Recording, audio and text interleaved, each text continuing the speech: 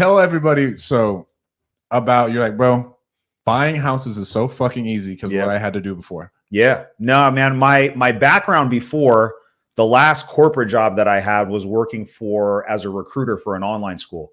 And at the time, they were charging something like $90,000 for a bachelor's degree online. And we were selling that completely basically over the phone at the end, right? So it was all done over the phone. Like we were using dialers in 2005 and 6 before dialers were cool. I feel like dialers now are like in vogue and everybody's like, hey, I got this new dialer.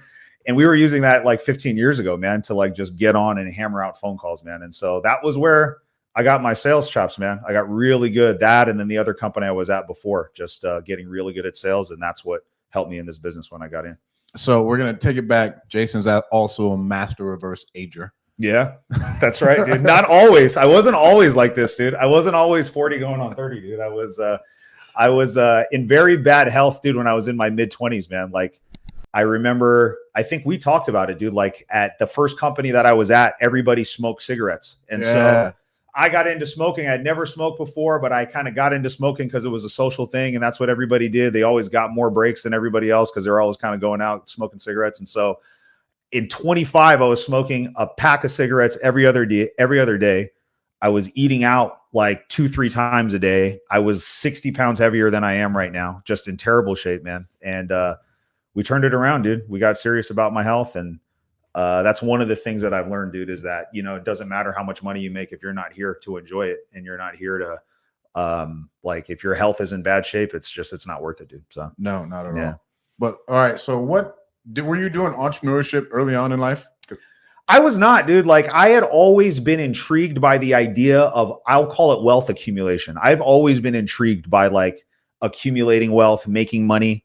I remember when I was in 6th grade, I was voted the kid that was most likely to be a millionaire in my class. And I have no idea why. And it's funny how like these things happen when you're young and it plants those seeds, right, dude? And I haven't thought about that for a long time, but for whatever reason, I was always into that. And I knew that I wanted to make money when I was a kid, but I didn't really have the right vehicle or the right mindset when I was young. Before it was just about like looking cool and doing a lot of the stuff that you see now on social media.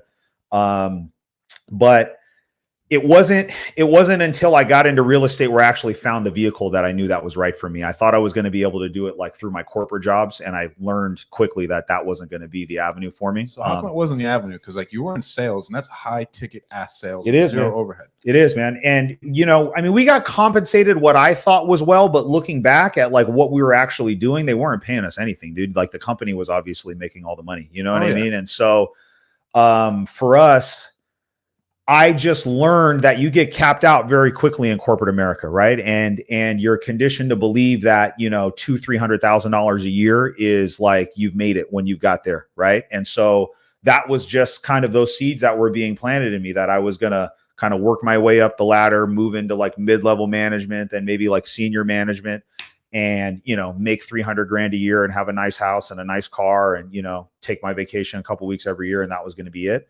I never thought that I knew that it was possible, but I never thought that I was the kind of person that was capable of making $200,000 or $300,000 in a month. You know what I mean? Like I wouldn't have thought that. You can't do that in corporate America. You know what I'm saying? No, not. And so you see stuff like that happening and you're like, well, that's great for that person, but you know, it's probably not going to be for me. That's not in the cards for me. You know what I mean?